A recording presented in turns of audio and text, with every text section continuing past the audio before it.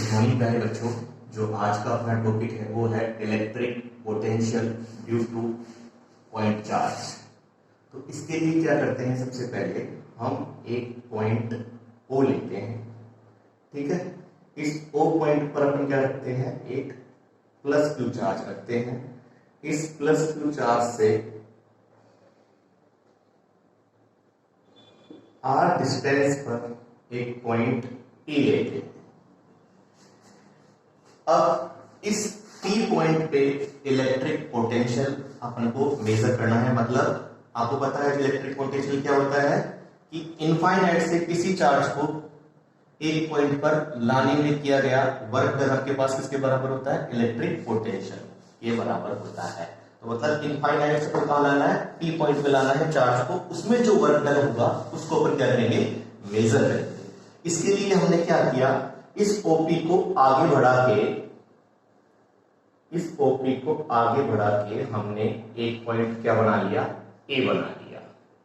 इस A point पे हमने क्या ले लिया, एक unit positive test charge Q0 ले लिया। क्या ले लिया, एक unit positive test charge Q0 ले लिया, ठीक है।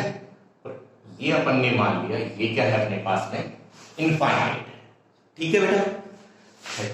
मैंने क्या बोला, सबसे पहले अपन ने एक O पॉइंट लिया, इस पे अपन ने क्या रखा, एक प्लस Q चार्ज रखा जिसे अपन पॉइंट चार्ज बोलते हैं। इस पॉइंट चार्ज O से R डिस्टेंस पे पॉइंट क्या लिया, P। इस P पॉइंट पे अपने को क्या करना है, इलेक्ट्रिक पोटेंशियल मेजर करना है, ठीक है। इस इलेक्ट्रिक पोटेंशियल को मेजर करने के लिए हमने OP को A तक आगे बढ़ाया। अब O से A की दूरी अपन ने क्या मान ली बेटा, x मान ली। कितनी मान ली, O से A तक की दूरी कितनी मान ली, x मान ली। और ये अपन ने क्या माना, इनफाइनाइट माना, ठीक है।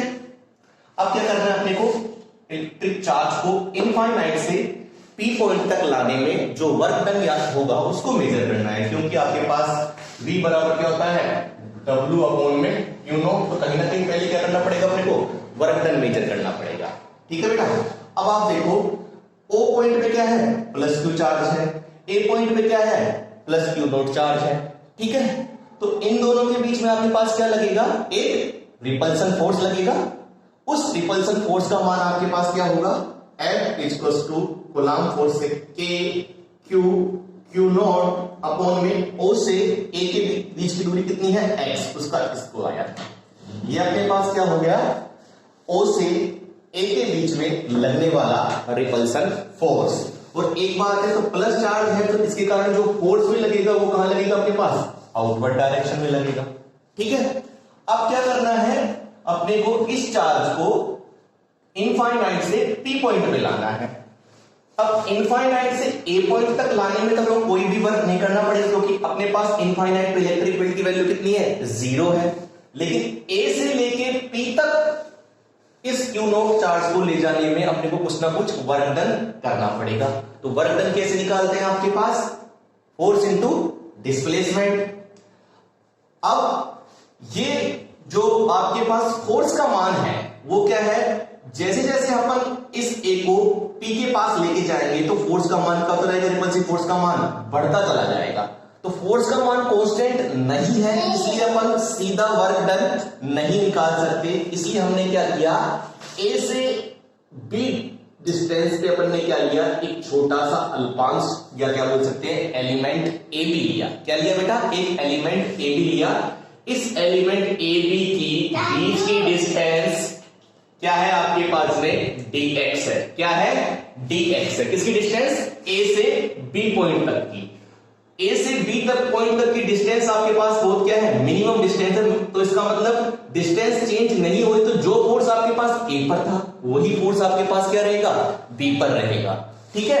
अब A से P तक छोटे छोटे एलिमेंट में तोड़ लेंगे और लास्ट में जाकर क्या कर देंगे, उसका इंटीग्रेशन कर देंगे तो अपने पास टोटल वर्क डन आ जाएगा, ठीक है। मेरी बात समझ में आई, ठीक है।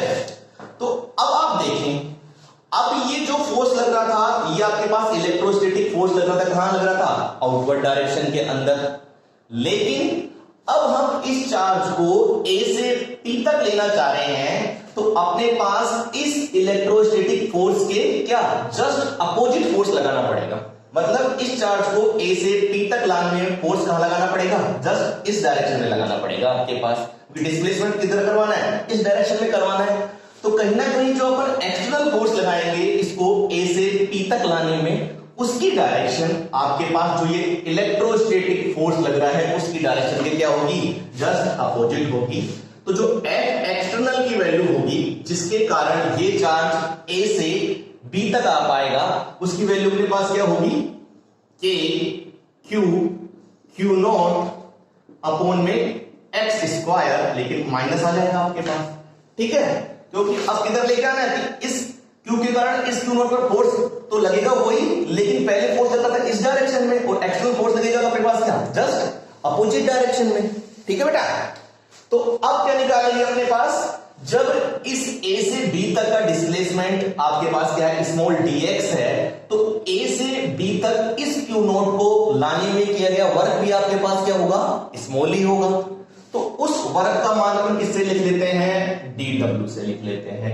तो dw किसके बराबर होगा? Force into displacement. तो फोर्स कौन सा होगा आपके पास? एक्सटर्नल होगा, क्योंकि एक्सटर्नल फोर्स के थ्रू ही कहां लेके आ रहे हैं अपने इसको? ए से बी तक लेके आ रहे हैं। इंटू डिस्प्लेसमेंट कितना किया अपन ने? dx। कितना किया? dx, ठीक है बेटा? अब अपन क्या रखेंगे? dw f एक्शन की वैल्यू ऐसे रखेंगे माइनस के क्यू नॉट अपॉन में एक्स स्क्वायर इंटू dx, ठीक है? अब अपने को तो क्या चाहिए? टोटल वर्क डन चाहिए। तो टोटल वर्क डन करने के लिए दोनों तरफ क्या करेंगे? इंटीग्रेशन कर देंगे। तो इधर तो अपने पास क्या आ जाएगा? w आ जाएगा, और इधर इंटीग्रेशन में क्या आ जाएगा? माइनस के क्यू नॉट अपॉन में एक्स स्क्वायर इंटू dx, ठीक है? अब आप यहां देखें, अब अपने को इस चार्ज को कहां लेके आना है? इनफाइनाइट से पी पॉइंट पे लेके आना है। कहां लेके आना है? इनफाइनाइट से पी पॉइंट पे लेके आना है। तो जहां पे लेके आना होता है वहां की हम जो डिस्टेंस होती है वो ओरिजिन से देखते हैं कितनी है, वही हम क्या लगाते हैं? लिमिट लगाते हैं। तो देखेंगे अपने पास w की वैल्यू, अब जो लिमिट लगाएंगे कहां से लेके आ रहे हैं अपन? इनफाइनाइट से लेके आ रहे हैं। कहां पर लेके आ रहे हैं? टी पॉइंट पे लेके आ रहे हैं। टी पॉइंट की ओरिजिन से डिस्टेंस कितनी है आपके पास? r। तो यहां लिमिट क्या रखेंगे आपके पास? r। तो कहां से कहां लेके आ रहे हैं? इनफाइनाइट टू r डिस्टेंस पे लेके आ रहे हैं। देखिए लिमिट लगा दी, अंदर वही रहेगा माइनस के क्यू नॉट अपॉन में एक्स स्क्वायर इंटू dx, ठीक है? अब आपके पास जो w की वैल्यू होगी वो क्या होगी आपके पास? माइनस के क्यू नॉट अपॉन में एक्स स्क्वायर, नहीं के क्यू नॉट को बाहर निकालिए कांस्टेंट के रूप में, और इंटीग्रेशन में आपके पास क्या हो गया? 1 अपॉन में एक्स स्क्वायर dx। अब 1 अपॉन में एक्स स्क्वायर dx का इंटीग्रेशन करना है आपको। तो आपको पता है कि इधर करके दिखाता हूं मैं, x की पावर n का इंटीग्रेशन क्या होता है? x की पावर n प्लस 1 अपॉन में n प्लस 1, ठीक है? ठीक है, इसको अपन क्या लिख सकते हैं? आप इसको ऊपर लेके जाएंगे तो w की वैल्यू क्या हो जाएगी? माइनस के क्यू नॉट, तो क्या हो जाएगा? x की power -2 dx limit infinite to r, ठीक है? अब आप देखें इसका इंटीग्रेशन करेंगे तो क्या आएगा? माइनस के क्यू नॉट, ठीक है, x की पावर -2 प्लस 1 और -2 प्लस 1, ठीक है? तो अब इसकी वैल्यू क्या आ जाएगी? w इक्वल्स टू माइनस के क्यू नॉट लिमिट आप इनफाइनाइट टू r रखें, तो इसकी वैल्यू क्या आ जाएगी? x की पावर -1 अपॉन में -1, तो x की पावर -1 को नीचे ले आएंगे तो 1 अपॉन x हो जाएगा। तो 1 अपॉन x माइनस का ये माइनस और ये माइनस मिले क्या हो जाएंगे? प्लस। तो w की वैल्यू अपने पास क्या हो जाएगी? लिमिट आपके पास दी हुई है इनफाइनाइट टू r माइनस के क्यू नॉट अपॉन में क्या आ जाएगा? ये माइनस माइनस क्या हो जाएंगे? प्लस, और के क्यू नॉट अपॉन में आपके पास क्या आ जाएगा? अपॉन अभी आगे चलेगा, तो अब ये लिमिट रखेंगे तो क्या आ जाएगा आपके पास? 1 अपॉन r माइनस क्या हो जाएगा? 1 अपॉन इनफाइनाइट, ठीक है? अब एक बार स्क्रीनशॉट ले ले, इसको मैं आगे रब कर देता हूं।